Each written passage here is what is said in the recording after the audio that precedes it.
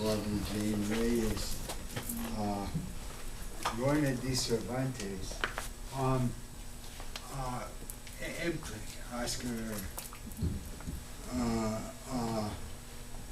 When Emplumada was published, it was a passionate lyric poet, and I remember when Lorna read at Cody's, whenever that was, however long ago, I was tuned in for that. There's also, that was followed by From the Cables of Genocide, poems of love and hunger. And, but I remember when she read at Cody's, I was looking for that lyric voice, and instead there was a kick-ass political poet. She was reading from Drive, which actually has 5 different books and many different kinds of poems. But now we've got Ciento, a completely different thing. This is 100-word love poems. And as is pointed out at the back, ciento, spelled this way, means 100, but it also could mean I feel, if you were to spell it differently. And these poems are each 100 words. Some of them are funny. There's like 100 words to my ass, 100 words to Google. But they're like an extract of feeling. And there's just the pure spin of these words and the kind of a form that you discover behind, because you've got 100 words. So there's a brand new book, Lorna Dee Cervantes. Let's give her a round.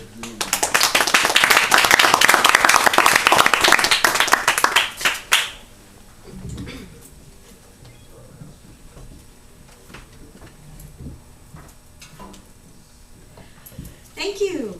Thank you, Joyce. Thank you, Richard. Thank you all for coming. It's always a pleasure. You know, I think I've only read for Poetry Flash once before. Maybe twice if I did do an Emplumada reading, and that would have been like early on in '81. I had read Emplumada. Yeah, because I think I only actually did an official Poetry Flash reading at Cody's once when Drive came out. So I'm really happy to be here. And at that reading 5 years ago, Joyce asked me to read again sometime and who I would like to read with. And I said, Barbara Jane Reyes. And then the book was delayed, and by that time, I think Barbara was in between books or had read already for the series. So one of the fun things about running a series, as you know, is being able to match poets, you know, and thinking about these individual voices and how they weave together and how they've actually influenced each other. Because I've been watching this girl since she was a girl, way back. And I thought, yes, a poeta de San Francisco. I'm also a poeta de San Francisco, having been born there. My father and his wife, Susan Cervantes, started the Cressida Eyes Mural Center. So the Mission District is, you know, in the heart of me. And so I thought, well, that would be cool, you know, like a younger generation and an older generation. So if you don't know the other books, and if you're a scholarly type, this book has just come out, Stunned into Being, Essays on the Poetry of Lorna Dee Cervantes. I'll warn you, it's a sad story, but I already know how it ends. So it's weird when people write about you, you know, and it was even weirder because they didn't give me the galleys, you know. They didn't trust me with the galleys. So I never actually read this book until last month. And so I had to write a poem for it. And this is called The Latin Girl Speaks of Rivers. And I have a few copies of these here. And of course, A Latin Girl Speaks of Rivers is after a poem by Langston Hughes, The Negro Speaks of Rivers. Because this book going back to my early poetry as well as the novels that I'm writing, a young adult novel and a novel set here in Berkeley, among other places, Bay Area, San Francisco, San Jose, Santa Cruz. I'm kind of stuck in this 14-year-old mind frame. So this is The Latin Girl Speaks of Rivers. When I wrote about the Serpentine River, I was really writing about a rape. When I wrote about the moon over an oak tree, I was writing about a pre-teen pregnancy. When I wrote about the crystalline sea, I was writing all the horror around me into intricate filigree. I was writing my heart out. I was writing myself back in. When I wrote about heart, I imagined a muscle of infinite distance, of the brave little choo-choo times 10. I was dreaming of a heart-shaped boat, an extension of my past, my trapped beginnings. When I wrote of a river, it was one I could get myself into twice. It was wide as an Anglo-dammed Nile, long as the Negro Mississippi. I wanted to wrench myself a new closure. I wanted the tourniquet and the cannon. I wanted the white water to sail me to a place where the journey never ends. Instead of the endless fluid nights, I wanted the fissures to heal of their own magma. I wanted something of the banks to make clay, to make me a setting at someone's bountiful table. I wanted real silver on the plates of that liquid path. I wanted its icy skin to burn against mine, to cleave with each lap and run like the fallen log I was. I wanted the box of my childhood to open. I wrote longing in some minor key about a crystalline river, about the telling moon, about a single leaf that could carry me home, about the knowing sea, about me.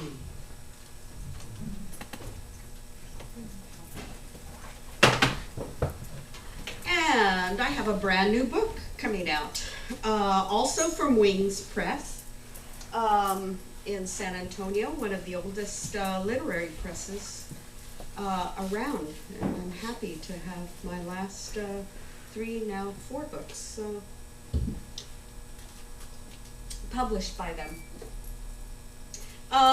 This is a book called Suena, 30-something of the Cruellest. And one of the things I've been doing, I guess for about the last 10 years, beginning with Drive, is really stepping away from myself. There was a strategy to Emplamada to have it be accessible and to document my personal history that was not being documented in any of the official forms of history, or even herstory at that point in time. So I've sort of been backing away doing docu-poems in Drive, the long poem Coffee, long poem Bananas, and they're all online, as well as in the book.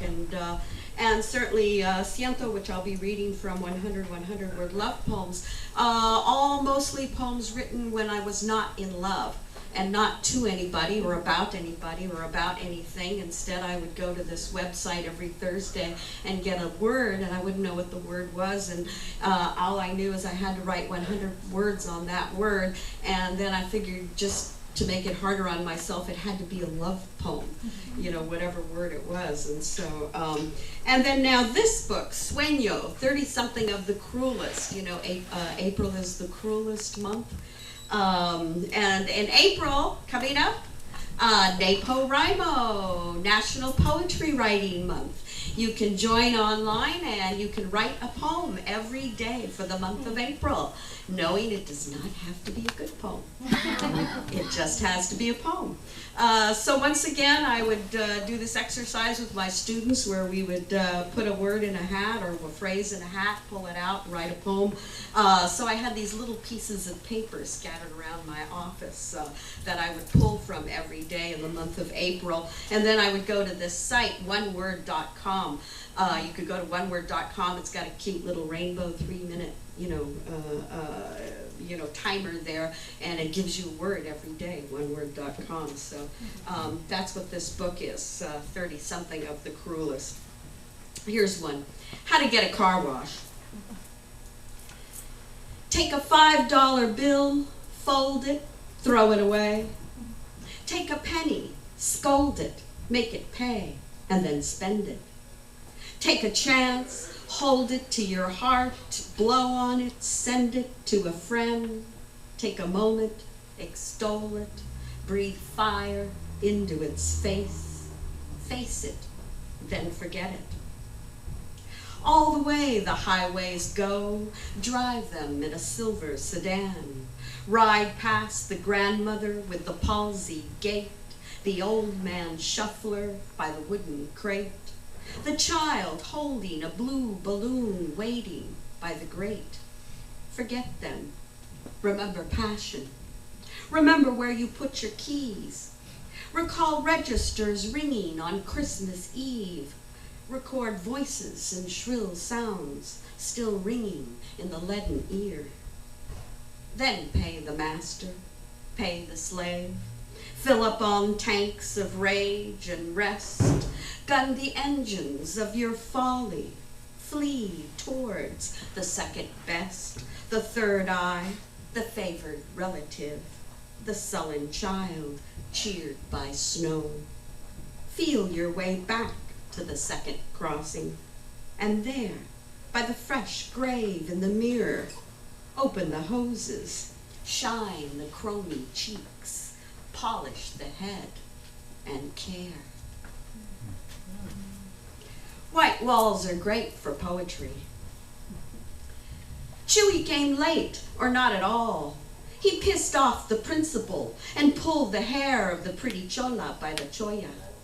He dissed his homework, fed the chinchilla barbecue Doritos until it died after excreting a brilliant orange mound of dust. He jabbed the janitor in the face with his pencil, then furrowed the brow of the browbeaten teacher. All the classics passed him by, all the books with spines he let fly. He broke the headlights of the head cheerleader's car and then slingshot the lights in the parking lot. He stole all the hot dogs from the cafeteria and then ate all the strawberry popsicles too.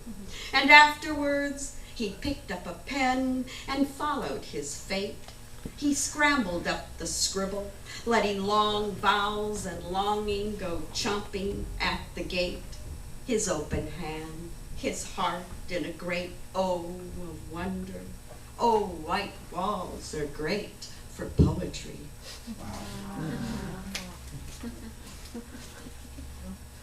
Friendly fire. He was the friendliest fire you'll ever meet. The burning brow, hawk-like, eagle-eyed and splendid, black wings opening when he looked at you, you stunning in the view. He had a vein constricted at the temple, a single throb pulse of rage before he hit you. The most beautiful man you'll ever meet, full of I love yous and honey, the stick and sweet spoil of summer sweating off that brow. He'll knead you, he'll time you, ride you till it hurts, be a word he doesn't speak, a turn of phrase in French, something foreign to this land, the red dirt that birthed him, first son of a civilized tribe. He was the most too good to be true you'd ever seen, and then you vanished, under a lump on your head the size of an apricot, plum-colored, plush. Just you, First Nation penalty. He was the friendliest fire you had ever smoked. He was the quickest burn in an underground forest of men. He was the timber, a tender fire, and going down in flames. And this is for my hero, my long-term hero, long-time hero to that 14-year-old girl, 15-year-old girl who first heard her singing on Chris Strachowic's show, KPFA radio, back in the days when you can hear an Indian raga, and then you can hear some blues, and then you can hear some Grateful Dead, and then you can hear a Mozart sonata, and then you can hear Memphis Minnie all night long. This is a poem from Memphis Minnie, Sweet Sugar on Brown Dresses. Memphis Minnie stole the show, twanging and wailing on her electric guitar, making the train sing through the blood of the dancers, their sewing machines stitching brown uniforms into souls through their steps, the dance taking the hand of sorrow for a spin. She would plan the great escape, sojourner searching for her truth, all gussied up and settling for a six-string happiness. Next train to Clarksville. It's a long walk home. I've been there.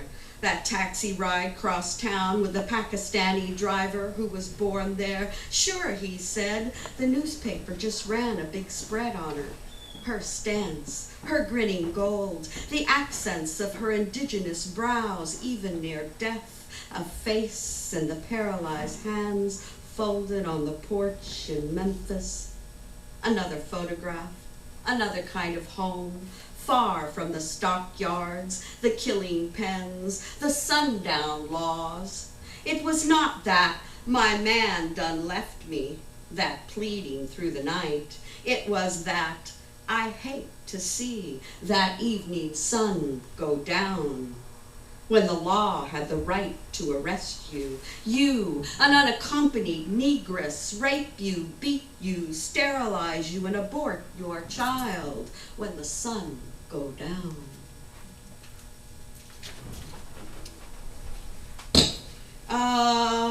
University towns are all the same. I used to hang out in Berkeley, and then for 20 years I was teaching at CU Boulder, loving those mountains there. And this is a poem I wrote in April, the cruelest month. And I'm sure you see it here in Berkeley. Kitchen grief. See the buzzards over Boulder today? Dead hot, earthquake weather. If it'd been on the coast, circling, calculation. What station the next body lay? The birds above the quad, over the head of the upturned Dalton, Trumbos all handed, all heart mission. The bay of sky opening to the merchant ships, the clouds, the few skiffs of passion still lingering around the campus. Jesse dead, but not yet buried, laid out today, his boyish laugh laid to rest. Un sueño in a glass of remembrance. The promise of spring heavy as the odor of a hungover senior. All the misconceptions loaded in a carafe of courage. These bold plans, now a kitchen of grief. The feasting yet to come. And a single contract is signed with a pledge of loyalty and a drink to that as the buzzards of Boulder move up for a closer inspection in this season of suicide and failing grades. A full-blown something laid to nest beside the roadside, a ring of caps, a circle of camps. And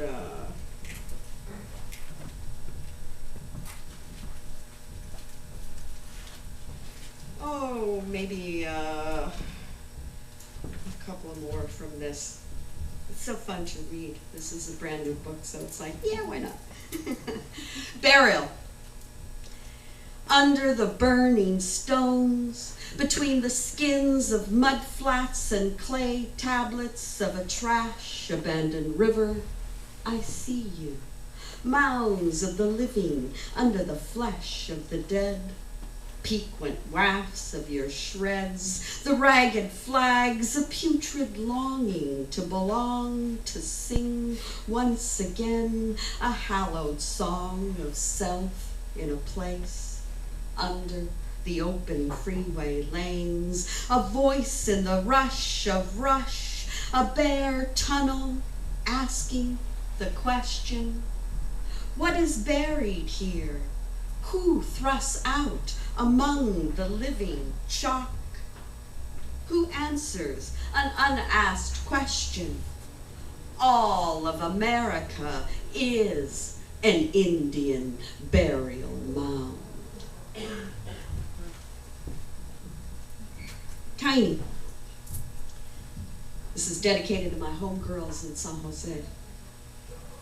Tiny watched out the side of her mouth, talked out of turn, her sinuous sorrow tied up in a bundle of charm. Her tattooed arms, a guest register in ink, the ball-penned manner, the eloquent script, the medieval illuminations pinned in pink. She never left off or ever let it go.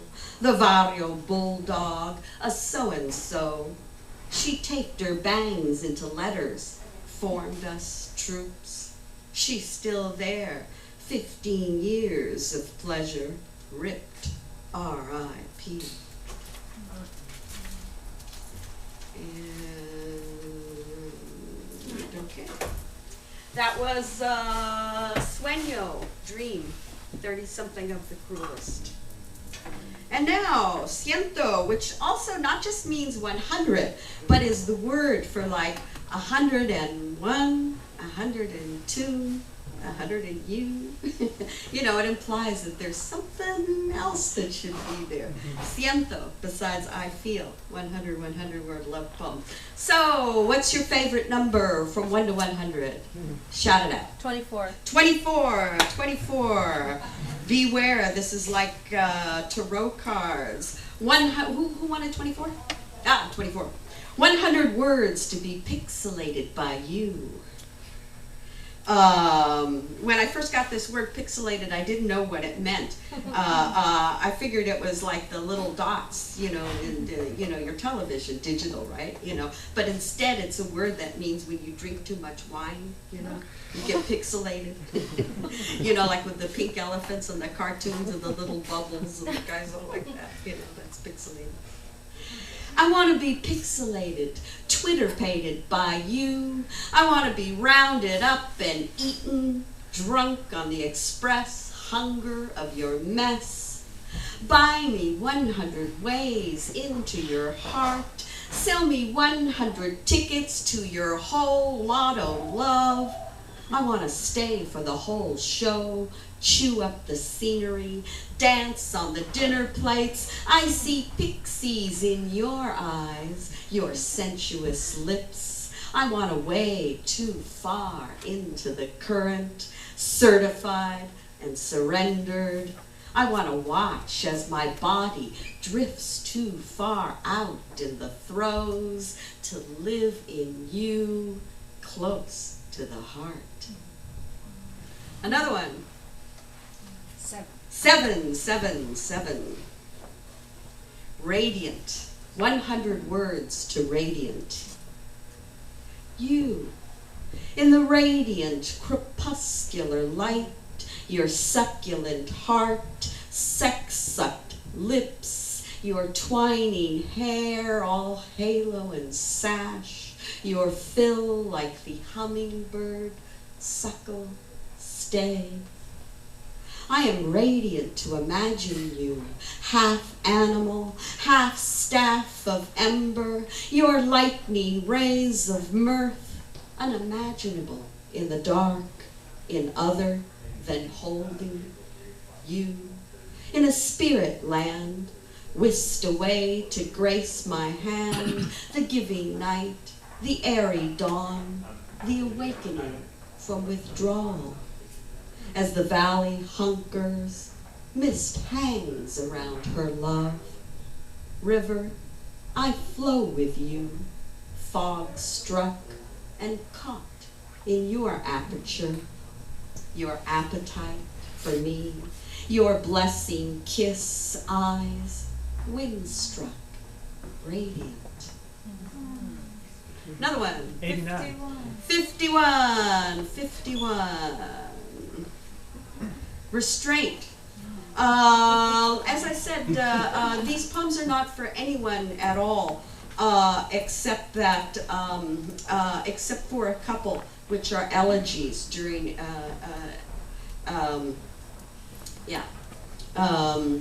this is 100 Words of Restraint for a Berkeley poet, an elegy for a Berkeley poet, Alfred Arteaga. 100 Words of Restraint. Oh, I have to say he grew up in my neighborhood. I mean, he in San Jose, we met in San Jose in like 1973. 100 Words of Restraint, an elegy. How much hope we had.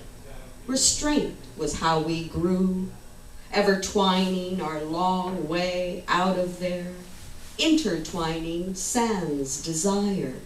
You, a golden lotus. Oh, I have to say, he was a race car driver, and he had a golden yellow lotus. You, a golden lotus, darling. How you fit that warm shoe, darling. You wore that new car scent, crisp and sweet, succulent for a man. Did I covet you like the rest? I shouldered my restraint. Strapped into you, how could I escape that ejection seat? This far from you, without restraint, I'll say it, how I loved you, how death did us part. You were my heart, de veras, carnal, corazón, and at last, we gave us our past. Another one? 89. 89. You know, when I graduated from high school, I vowed never to think in numbers. So, you know, these are not connected to numbers or anything, and people started asking me, well, did you count the numbers, you know, did you count the words as you were doing it? And no, I think the first couple of them, and then what I did is I just did like 5 words per line, and then it all got to be the same size, and sometimes it would insist on a form, and sometimes not, but anyways, I didn't have to think about the numbers, and I don't know the numbers of the poems, but I insisted that the publisher put the numbers in these little chumash thing, glyph for sun that's in the caves. I'm chumash from Santa Barbara, partly my grandmother's side. 100 Words for a Star. Who wanted this one? Me. Oh, you did. 100 Words for a Star. It was in the stars, a falling star foretold you. Venus was an incoming plane, colliding with Mars, and Jupiter, a single hot eye in the moonless sky. I wished for you, but never got on board. Last ticket to paradise, a missed opportunity. You, smile, a constellation I use to find me. Who will find me? Navigation by heart, your dusty trail, a rumor in the mill of heaven. I follow your orbit, circling you in a cosmic dance, hundreds of light years until tomorrow, until your ghostly touch, hundreds of broken hearts before Venus comes in for a landing. Wow. Like I said, these are like tarot cards. Anyone else dare? 99. 99? Who's that? John Oliver? Oh no, you? 99? 99. Let's second to last. Yeah, I guess I got about to 60 of these and thought I started reading them back. I was posting them anonymously. I wasn't thinking anybody was going to read them. Hence the 100 words to my ass, right? You know, but after a while I realized, oh, I'll do a book of these. I'll stop at 100, and these are all exactly every week. There's no, they're chronological, so it's 100 weeks. What is it? A year and 3 quarters or whatever. Like I said, I don't think in numbers. 99, 100 words to your shelter. I love how you shelter me, the warmth within your hearth, all that wood you had stored. I love all that wilderness in the heart of you, all that uncut lumber just waiting for my touch. I love the human path of you, all that tramping to get there here, where a river runs through it. A shelter of smoke, of sensuous ribbons of past. Let me demonstrate. I will lay down my arms, play dead for you, wait for resurrection. Take me. I know a road clear to there. It will get us to where we will last. And I'd like to end with a brand new poem, as well as invite you, if you venture and have enough gas to get across the bay. I'm doing an iPad reading. Oh, this is cool. It like, it's magnetic, so it like sticks to the... Wow. How cool is that? Anyway, if you have enough gas and gumption and only make it across the bay once a month, I encourage you all to come the first Wednesday of every month. I'm hosting a brand new series at a brand new used bookstore, Alley Cat Books on 24th Street, 3036 24th Street, across from Modern Times Books, the first place I ever did a reading, Modern Times Books, when Plumata came out. My first San Francisco reading was there. So we just had a reading with myself and Jim Powell over there in the back. You ever want to bring me back? Me and Jim Powell make a good team. Yeah. So April 4th, first Wednesday of the month, for free, Sheri Moraga and Sandra Cisneros and myself. The three, I mean, not Sandra Cisneros, what am I saying? Sandra, I just saw Sandra the other day in Texas. Sharon Dubiago, Sharon Dubiago, Sheri Moraga, and myself for free. Alley Cat Books, 3036 24th Street, 6 to 8 p.m. You could go dancing afterwards, go catch some jazz, Yoshis, whatever you want to do. Get a good burrito on the mission. What's up? They're open. They're what? Open. Oh, duh, yeah. Open mic. First Wednesday of every month. Please come down to Alley Cat Books in the Mission and join us. Barbara Jane Reyes, I don't know if you confirmed you're on that list, aren't you? I'm sure you are. I might be. Yeah, I sent you probably to an old email or something. But anyway.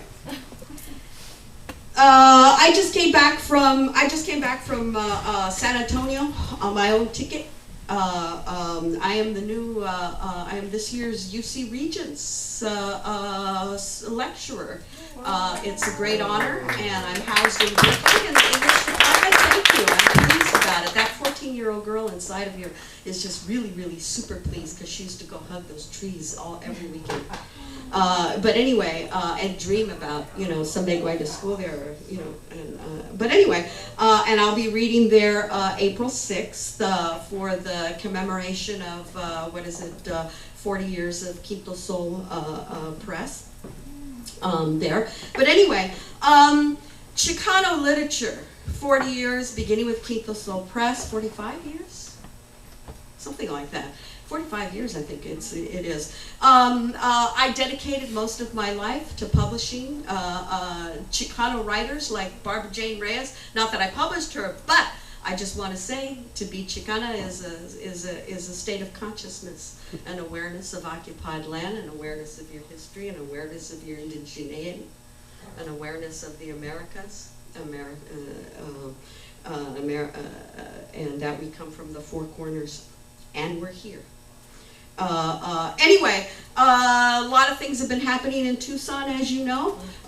Recently, HB, House Bill 2281, Tucson Unified School Districts went into middle schools and high schools during the classes were in session, boxed up books like Sandra Cisneros' House on Mango Street. My Press Mango was the first to publish Sandra Cisneros, little chapbook, kind of discovered her. Jimmy Santiago Baca, also another one, Mango. Ray Gonzalez, Carmen Tafoya, you know, and other honorary Chicanas like Henry David Thoreau of Civil Disobedience, William Shakespeare of The Tempest and Just the Tempest. We don't want those uppity slaves getting any ideas, right? You know, runaway slaves. Paulo Freire, Pedagogy of the Oppressed. Sherman Alexie, these books right over here. All Sherman Alexie's books banned from the Unified School District Tucson, and a zillion anthologies that I'm in. And all of these writers I dedicated my life to, and of these writers who inspired me, Rudolfo Anaya, Tomas Rivera, all of these books boxed up, Jose Antonio Burciaga, another poet I published. You know, Luis Urrea, a poet I taught, was my graduate student at CU Boulder. Those, all of his books, you know, and he's got books about being a Catholic worker and working on the dumps in Tijuana and writing about the border issues. I mean, controversial, come on. Sandra Cisneros' House on Mango Street, red shoes, come on. What's controversial about that? That's overthrowing the government, that's terrorism, that's profanity, that's, you know. Anyway, and these poems, my poems that are in these anthologies are in the SATs. So no more ethnic studies, no more Mexican American studies class, no more of these textbooks where they would find my poem in there. So if they don't, not exposed to these and House on Mango Street and these other works, if they're not exposed to this, then they're going to miss the test on the SAT, whereas the advanced placement kids, which are all the white kids or whatever, you know, okay, they get to, you know, it's not banned in there, but it's banned in Mexican. Anyway, so it's a big issue. So I went down, there's a caravan distributing, libro traficante, like narcotraficantes, you know. Libro traficante, we're bringing banned books into Arizona. So it's a caravan that started in Houston up to San Antonio, so I just came back from San Antonio. It's in Albuquerque right now, so they're reading right now in Albuquerque for this thing. Luis Urrea, I just read with Sandra Cisneros just the other day, so I wrote a poem for this. A Chicano poem. They tried to take our words, steal away our hearts under their imaginary shawls, their laws, their libros, their líbranos, señores. No more. They tried to take away our spirit in the rock, the mountain, the living waters. They tried to steal our languages, our grandmothers' packs, our magma cartas for their own serfs. They razed the land and raised a constitution, declared others 3/5 a human being, snapped shackles, cut off a foot, raped our grandmothers into near mute oblivion. They burned the sacred codices, and the molten goddesses rose anew in their flames. They tried to silence a nation, tried to send the people back to the four corners of the world. They drew a line in the sand and dared us to cross it, tried to peel off our skins, chipetotecs screaming through our indigenous consciousness. They tried to brand America into our unread flesh, the skull and crossbones flying at half-mast. They tried to put their eggs in our baskets, tried to weave the native out of us with their drink and drugs, tried to switch their mammy-raised offspring, beaded and unshaven as the colorless pea under our mattresses in a cultural bait and switch, hook and bait.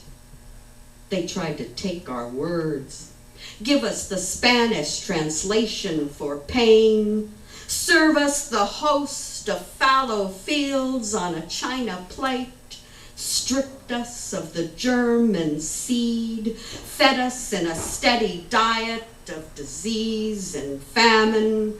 Where is the word for tomorrow to the dead? When is our kingdom come? They claim our reclamations, our reparations, a thing of our imaginations. I discover this truth to be self-evident. In the beginning, we were here. I declare us here today and speaking. Thank you.